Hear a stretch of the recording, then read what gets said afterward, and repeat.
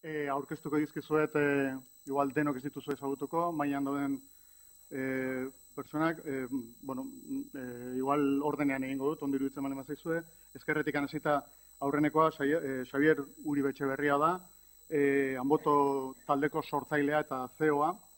Enpresa honek egiten duena da, kontsumitzailea eta konputagailuaren arteko komunikazioa errazteko euskarriak, bai, komunikazioa adimenduna, bai, lortzeko teknologia da saltzen duena.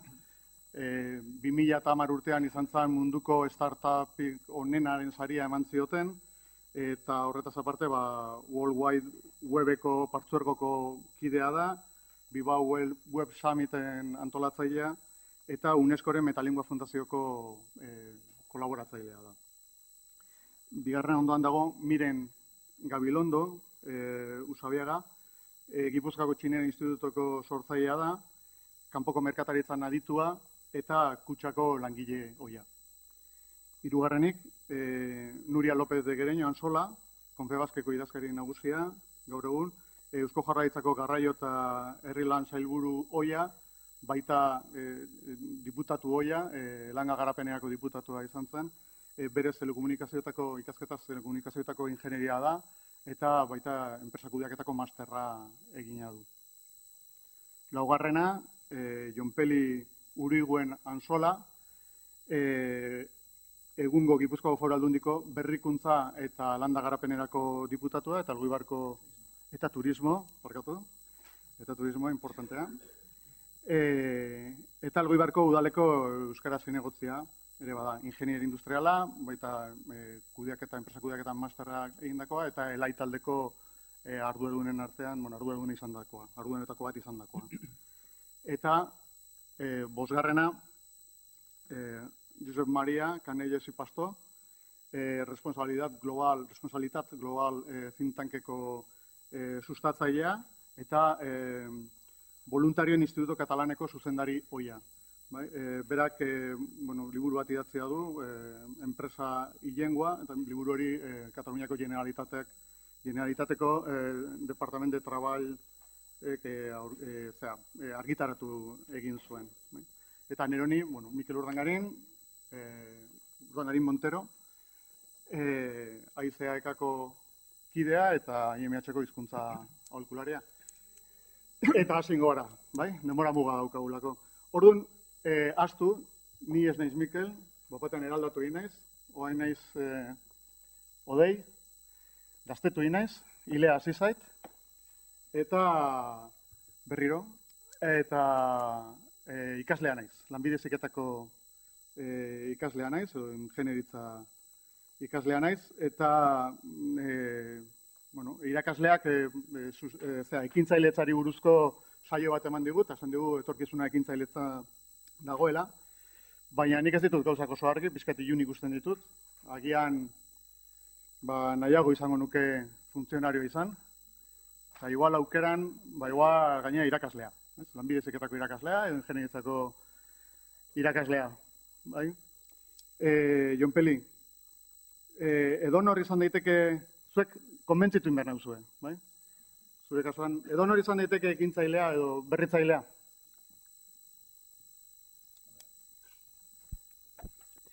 Galdera ez da erresa, edonor. Hori bete da, ez? Ekintzailea jaio edo egin egiten da, ez? Nik uste dana testu inguru batean jartzeako benera, ez? Argi dago ze egoeretan, ze kontestu sozioekonomikotan gauden gaur egunean. Uki ezineko edo intangible asko daude, enpresek erota gehiago baloratzen dutenak, ez? Hor daude, gaur egunean informazioa, globalizazio munduan gaudenean, berrikuntza, lehiakortasuna, gizarte kapitala, hor enpresek erota gehiago baloratzen dute, eta enpresak dira, enpresen ehun hori da aberaztasuna sortzen duena bai Gipuzkoan, bai Euskal Herrian, da bai orokorrean. Eta Euskal Herria tradizioz ekintzaile izan gara, Gipuzkoan ikusi besterik ez dago, ez nola sortu dira enpresak, bai honetan, bai haretan. Orduan, edo nor izan daiteke ekintzaile, proiektu bate aurrera ateratzerakoan, gauza asko zartzen dira jokoan, ez? Borondatea, gaitasuna, baina sortea ere bai, eta hirurak batuta ere ez da beti arrakastaren seinale. Bueno, gertatu daiteke horrek arrakastara ez eramatea. Baina nik benetan uste dut, hemen dagoela porrotaren zentzu negatibo bat erabiltzen da. Eta porrotan nik uste dut alde positibotik ere ikusi behar dara, hau da, porrotetik ikastea. Baina ikasten hasi ez, ja adin baten horrean, porrotak oso txarrak izan daitezke, porrotak. Baina gaur egun gazteak irakasten baditugu porrot horren aberastasuna aprobetxatzen, nik uste dut asko irabaziko dugula. Zeta dator guztio, zer nahi dut esan? Ekintzaile izatea nik uste dut, jaio, bai, doai batzuk bia dira, gaitasun batzuk bia dira, baina gaitasun horiek jaso ere egiten dira, hezkuntzatik ere oso garrantzitsua da hori. Orduan, nik uste dut edonor ondo prestatuta ekintzaile izan daiteke. Behintzat, baliabideak emateko aukera badagoela. Hor, ide bat daude ez, idea edukiarren espiritua izan ekintzaile izateko, edo arrakasta lortzeko zer garrantzitsua, ideia eukitzea edo ekintzaile izatea eta frogatzea. Nik uste dut, ekintzaile izate hori, hori ez, porrotetik ikastetik lortzen dela ekintzaile izatea. Eskerrik asko. Ez dakit guztiz konbentzitu nauzun, barkatu konfiantza giroan da. Nik, Nuriari eskatuko nioke, gaina Konfebasqueko idazkari nagusia den neurrian, nik, ekintzaile edo berritzaile edo, baina zertarako, zergatik sartuko naiz enpresa bat montatzen. Zertarako izan ekintzaile, zertarako montatu enpresa bat? Bueno, joperik ez badu lortu komentzitea, jani saiatzen naizen eta lortzen dudan. Nik uste dut, zuk egindako planteamenduan, hau da, zeratik ez funtzionaria eta gaine irakaslea.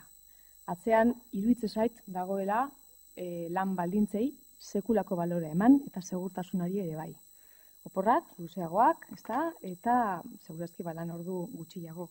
Eta beraz, lan baldintza eta segurtasunari ematen diozu edukiari, ematen diozun baino garrantzi eskozera handiagoa. Eta beraz, ez duzu pentsatu agian, funtzionalizate horrek eramango zaitxula, urtean 1500-1600 ordu gustokoa ez daukasun zerbait, ero ez hain gustokoa, ero ez motibatzen zaitxun zerbait egitera. Eta hori, azken finean, zure bizitza kalitatea, segurazki, kaltetu baterako da. Ordunik, hasiko hori lehenengo hausnarketa bezala, eta bigarren galdera jungo naiz, zergatik izan ekintzailea. Eta hori erantzuteko lehengo nahiko nuke zabaltzea. Behintzat niretzat zer dan ekintzailea izatea. Ekintzailea izatea da niretzat aurrera pauso bat ematea.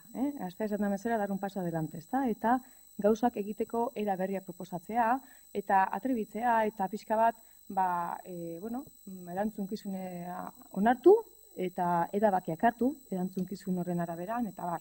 Zer nahi dut esan horrekin? Gure enpresak, gure gizarteak ekintzaileak behar ditula. Denek ez dut enpresak sortuko. Baina bakoitzak bere lanean, bere eguneroko bizitzan, onartzen badu dauzkoan erantzunkizunak, aportatzen badu ekarpenak egiten baditu, horrekin sekulako aurrera pauso emango genuke enpresetan eta gizartean baita. Hortik aurrera, ekintzaile izan eta gainera, ekintzaile gisa, enpresa bat sortzeko urratsa ematea, nik uste dut dela beste erabateko urratsa. Eta hor, erabat ados nator, Jon Pelik esandako ari buruz, porrotaren kudeaketan inguruan, hainbat herri, ekintzailez josita hoden hainbat herrik, galdetzen diezu zergatikan, eta erantzunetako bat da porrotaren kudeaketa diferente daukala. Porrota ez da porrota, baizik eta da, saiatu zara, ez ez ondo atera, baina baloatzen da saiatu izate hori. Hau da, aurrera paus hori eman izan. Eta beraz hor, kulturalki nik uste dakagula sekulako lan horretikan. Zergatik sortu enpresa bat, hainbat arrazoi egon daiteke. Eta nik iruditzen zait, ondoan dauzkadan enpresa sortzaile biak eukita, nahiago gotela beraien arrazoi pertsonalak entzun eta zeurazki ikasi, momentu hortaz. Balazen egingo deu. Zuei, Xabier eta Miren, zuek enpresa bana sortu duzue, gutxienez, nidak idala. Zergatik egin zenuten hori? Zergatik sortu duzu enpresa bat?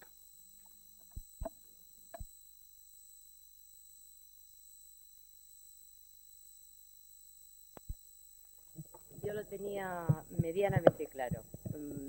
Había llegado a un punto en mi trabajo, en mi profesión, en mi trayectoria profesional, laboral, que bueno, estaba agotada. Y por otro lado, siempre me ha gustado muchísimo, siempre había estado en contacto con los idiomas y con la enseñanza. Y tenía un sistema, yo me he dado muchas clases, además de donde he trabajado, y tenía un sistema concreto que me parecía que era muy efectivo y que era muy interesante y que, bueno, sobre todo que ayudaba a motivar y que los alumnos aprendían y que la gente avanzaba y que, bueno, que iban adelante. Y dije, bueno, pues este es el momento. La verdad es que ya tenía yo bastantes años. Bueno, mucha gente me dijo que me parecía una locura. Y yo dije, pues no, pues a mí me parece que no, que es un reto además para mí, es un reto para mí. Es un reto ser capaz de una cosa que ya en su momento había iniciado y que por una serie de motivos tuve que dejar, que no fue exactamente un fracaso, pero que de alguna manera pudo haber terminado ahí, pues bueno, darle la vuelta y decir, bueno, lo voy a llevar adelante, lo voy a llevar a cabo y además, bueno, con una cosa tan difícil como el chino, la cultura china y un mundo como el chino. Me costó muchísimo prepararlo, trabajé muchísimo para ello, he apostado fuerte, llevo 7 años. Ahora ya, bueno, ya está, vamos a decir, en otra fase. Yo estoy encantada porque creo que es un reto que lo he superado. Y yo creo que además es un paso más.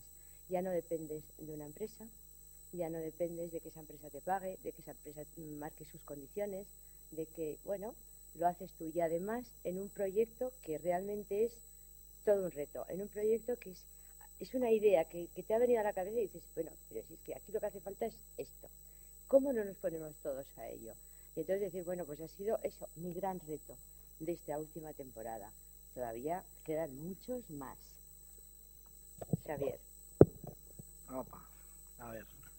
Bueno, nire kasuan ez dakit. Bueno, lehen, esan behar dut da Jon Peli eta Nuriarekin ados nago.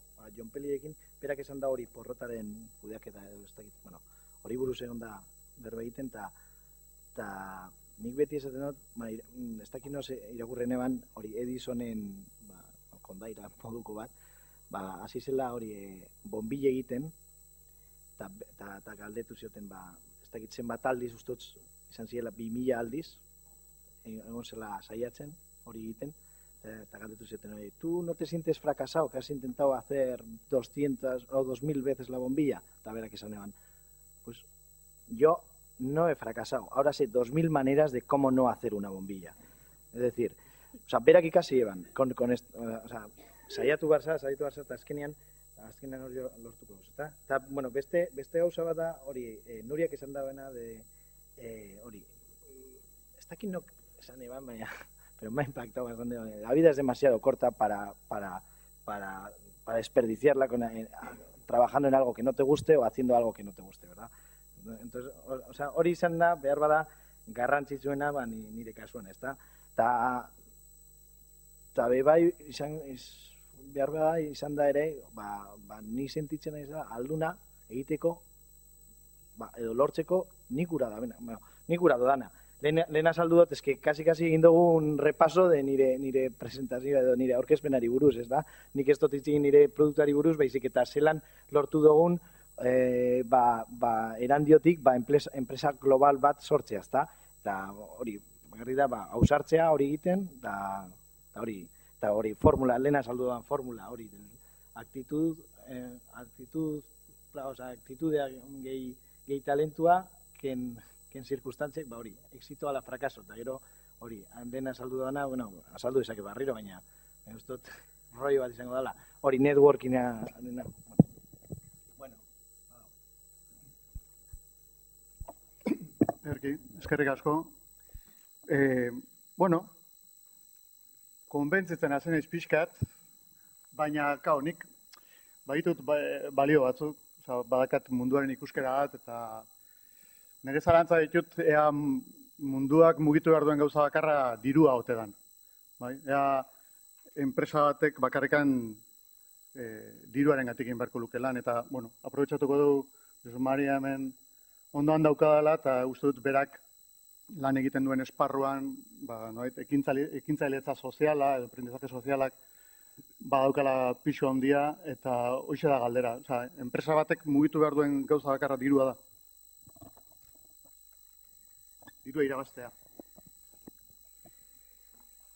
En esta economía del conocimiento, la vinculación entre la creación de valor que yo aporto para la empresa y mi salario cada vez será más importante. Y esto provocará mayor desafección entre trabajador y organización que me contrata. De alguna manera, todas las organizaciones deberán de focalizar la creación de valor. Y eso también afectará, porque en la pregunta estabas dudando de si ibas a la administración o dónde ibas, ¿no? Eso también afectará a la administración, que de alguna manera deberá pasar de este foco puesto en la función a un foco puesto en la misión. Y quizá deberemos de pasar de funcionarios a misionarios. Solo así la administración mantendrá su legitimidad, que la está perdiendo no solamente por ciertos escándalos, por otros motivos más de fondo, que quizá los escándalos nos impiden ver. Y si no es así, la administración no podrá captar talento. Por tanto, estos jóvenes, que es cierto que no sé si es que quieren ser funcionarios o que no quieren hacer de empresarios, o sea, no sé si es miedo o qué es exactamente, pero la realidad es la que es, que en general a la gente le cuesta hacer empresa. Yo creo que la responsabilidad social, aparte del valor que puede aportar a cada empresa en particular, también puede hacer muchos grandes bienes a la sociedad en su conjunto, y uno de ellos sería el de que debe de dignificar la función empresarial. Para una persona joven, que a veces puede tener una cierta distancia emocional con las grandes empresas y lo que hacen y contaminan y se queda el dinero y tal, pues no, pues ver una empresa grande o pequeña, pero que hace las cosas bien y con seriedad, bien hechas, con profesionalidad, con dignidad, que ganan el dinero de manera legítima y que lo reparten con una cierta justicia social, eso puede ayudar a dignificar la función empresarial. Por tanto, tenemos que mostrar a la gente joven, a los emprendedores, porque a veces hay gente que me dice, no, esto de la responsabilidad tenemos que explicárselo a las grandes empresas. No. Cuando ganen dinero ya, no, quien me diga eso es que está confundiendo la responsabilidad social con la filantropía. La responsabilidad social la tenemos que enseñar a la gente joven y a los emprendedores desde el primer día, porque lo que tienen que construir es un modelo de empresa que incorpore esos valores desde el primer día y, si es posible, con una estrategia que ponga la responsabilidad en el centro de la propuesta de valor de la empresa. Porque en definitiva lo que tenemos que hacer cualquier organización es crear a la vez valor económico y social. Si eres una empresa, primero valor económico acompañado de social, y si eres una administración, primero valor social acompañado de valor económico. Eskerrik asko, ez dakite maitikan lehenengo ronda hau bukatzeko, batek ekarpenik egin nahi duen, edo publikotikan galderaren bat, ekintzailetzaren inguruan, enpresa sortzeko, konbentzitu zaituztete? Bai. Dirua mugitzen dago, ezta? Osea, muy bonito, baina, bueno, nik uste dut dirua mugitzen dagoela dana, Osea, estoy convencido. Se puede hacer más social, más esto, pero, baina, osea, azkenean, gauzak saldu behar dira eta beste batzuk erosi, ezta? Egin dezakegu oso de una manera muy con responsabilidad social, ezta? Baina, hau da, behar bada, Euskal Herrian eduki dugun problemaetako edo hizkuntzarekin erlazionatuta eduki dugun segatik hain teknologia onak dauzen Euskal Herrian, hori linguistikari edo hizkuntzarekin erlazionatuta dauden hainbeste teknologia onak eta hemen geratzen dira, segatik, pues casi porque buscamos un modelo de financiación hori con instituciones, con esto, baina behar duguna zer da, kanpora urten eta saldu, tío, osea, saldu egin inglesarekin, ez dakit, osea, eske, bueno, hori da guk egin duguna, ezta? Guk egin dugu gauzak Euskal Herrian entzako euskerarekin erlazionatuta, ez dakit, baina, dirua galtzen dugu, baina, bueno, osea, eso es problema de cada uno, que sí, Hori da, baina, bueno, baina gero, gu egin gura badugu hemen Euskal Herrian un centro de lingüística edo de tecnologías lingüísticas mundial, saldu behar ditugu produktuak eta kanpora urten behar gara, ezta? Eta hori beste merkatuak ikusi eta hori, ezta? Entonces, behar bada, ¿a dos vasos? A ver, esa. Porque queda muy bonito decir, no, lo tenemos que hacer, pero es que, joder, aquí... Sí. Orina. No, estoy de acuerdo. En la defensa de mis argumentos decía que se tiene que crear valor económico y social a la vez, es decir, la empresa tiene que ganar dinero, por supuesto. Entonces, o sea, el tema es que a veces se confunde la responsabilidad con decir es que la empresa tiene que ser una ONG en absoluto. La empresa tiene que ganar dinero de otra manera que permita ser más sostenible como empresa, el impacto económico que genera en su entorno, el impacto ambiental, el impacto social, etcétera. O sea, de alguna manera, ganar dinero de una manera más digna, internalizando los efectos que tiene, los impactos que tiene la sociedad y construyendo valor en positivo. Ese es el tema, pero sin dejar de decir, en todo caso, hablaríamos de otros modelos y dijéramos, no, es que la empresa tiene que hacer otras cosas. Si estamos hablando del modelo que hablamos, es incorporar la responsabilidad como un nuevo modelo de empresa que continúe ganando dinero. Yo sí quería decir a ella, volver a apuntar un poco en la línea de lo que has dicho.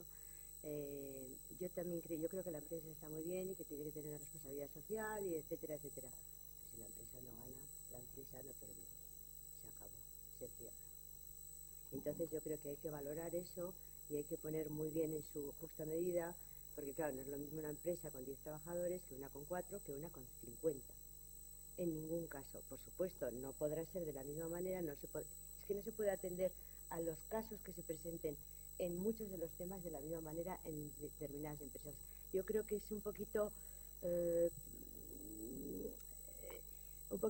está muy bien que haya que tener una idea de a dónde se quiere llegar, pero el camino desde el principio puede ser, tienes que ir paso a paso. Eso pasa en toda la creación de cualquier empresa. Hombre, a no ser que lo que haga sea heredar una empresa de alguien o formar parte de un... Pero lo demás es imposible. Tienes que ir paso a paso y eso supone que la empresa tiene que ganar desde el principio precisamente para poder seguir haciendo cosas. Si no sigues haciendo cosas y mejorando lo que has preparado, pero para eso tienes que ganar dinero. Si no, la empresa no tiene razón de ser. El hecho de poder contratar a una persona significa que tienes que pagar una seguridad social, un sueldo digno, por supuesto unas condiciones, pero lo primero es lo básico. Y lo básico es que las personas trabajan para desarrollarse y, por supuesto, para poder vivir. Y eso en una empresa pequeña pues tienes que computar que tiene que ganar para seguir avanzando y seguir desarrollándose. Bueno, esa es mi opinión.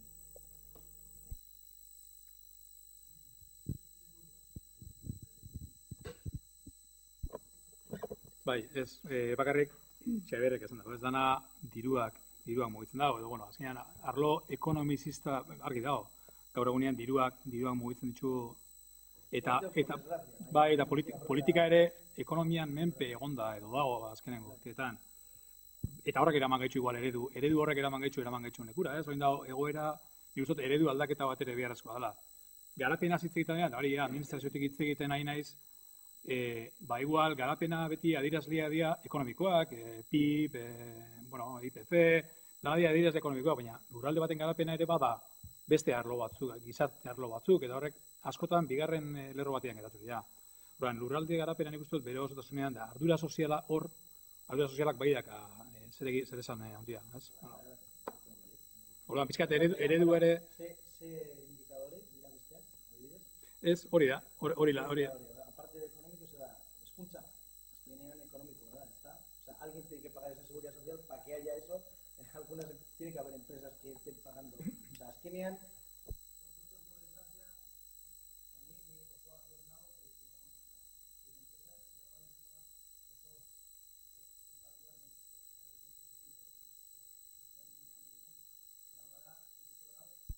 más responsabilidad social que muchas otras, pues estoy convencido. Baina causa da que, joder, parece que nos da miedo decir, oye, hay que ganar, es que hay que ganar, tío. O sea, para poder dar un esto, para poder hacer el aniversario de no sé qué que tenemos y pagar a todos en un viaje de no sé qué, pues es que si no le vendemos, me da igual vender aquí que vender a Japón. Baina dirua berdogu horretarako, eta por suerte, por desgracia, la sociedad es así y para poder hacer todo esto, o sea, hace falta vender. Y parece como que nos da vergüenza. No, vamos a hacer esto ¿no? O sea, no sé, está aquí. Labur pizkat erantzeko hemen esaten ari zaretena, erabat ados nago, behiatu behar dena noski da enpresaren bizi irautea, bestela enpresak ez badu bizi irauten, ez badu benefizioak edukitzen, ezin du jarraitu, eta benefizioak neurri handi batean berriz ere dijoaz enpresara aurrera egin ahal izateko, eta horretik erabat ados nago minek esan duenean poliki, pausos, ze epe motzera bilatzen ari bagara hori ez da aterako, eta hau izan da krisinetatikan ikasi dugun gauzetako bat, gauzak poliki, aurrera, esfortzurakin, pausu eta urte askotan lortzen dira. Eta nik horri lotuta eta batez ere, Josebek esan duena, enpresarioaren figura hori dignifikatzen lagundu behar dugula. Iruditu zaidala ezinbestekoa. Ezinbestekoa, erakarri ahal izateko, klub horretara, orain dela emoten dula ikuspegi batean, nola privilegiatu baten kluba dela, ez da horrela. Eta gainera, azpimarratzen nahiko nuke, hitz egiten denean, enpresa batek dirua irabazten duela, enpresarekin bat, danok irabazten dute. Eta bestela, esango diazu zergatik kasualitatea izango dan, erkidegoa izatea Europako median renta pertsonala daukana 130 gora. Hau da, Europa medio batekin konparatuta, Euskal Herritar batek dauka errenta 130 altuagoa. Horren nahi esan, bai eziketatik datorkigulako bakoitzari onurak, datorkigu azpiegituratatik, datorkigu osasun arlotikan, eta guzti hori da entramado bat, ondo esan duen bezala Xabier, adibidez, sozial segurtasuna orandu behar da, zergak orandu dira, lanpostuak eta bar. Beraz, danok ateatzen gara benefiziatu da, benetan, enpresak irauten dutenak, ondo kudeatuetak badaude, ez? Horregatik nik uste horrek erabili behar dugula ikusteko aurrera begira beharrezkoa daukagula erakartzea esperientzia horietara, jende gaztea eta gaia indarrarekin. Publiko artean badago ez dakit iritzi baten, galdera baten. Bai, ekintzaileari buruz, nahi nagoen esatea gauza bera, ez? Barkatu, Jesus Marinas Dualia enpresakoa. Teleitzulpena ero teleinterpretazioa egiten duguna. Orduen ekintzaileari buruz, ni gauza bat esango du bakarrik. Egoera pila da, egoera txarrak, horretaz balin bagabiz beti izango dugu zehose esateko ezin dugula, ez? Lehen galdetu dio Xabiri, ekintzailea sortzeko zer egin behar da. Ni argi dauka gauza bat egin behar dela.